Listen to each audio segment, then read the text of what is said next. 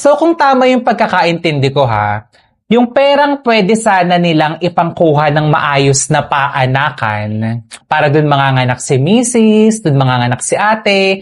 Tapos alam mo yon sa first day ni baby dito sa mundo, medyo maayos-ayos naman yung lugar, hindi naman sa hallway nagpapahinga, kasama ng ibang mga taong may sakit din. Mas pinili ni Kuyang gawing flower bouquet yung pera para pag nanganak na si ate, meron na silang pang picture at pang upload sa social media. Ganun ba yun? Kasi to me, para sa akin, dito sa picture na to sis, walang ibang explanation kundi yun eh. Binilang ko yung pera na yan, na nasa flower bouquet. Estimate, siguro mga around 50 to 70,000 pesos yan.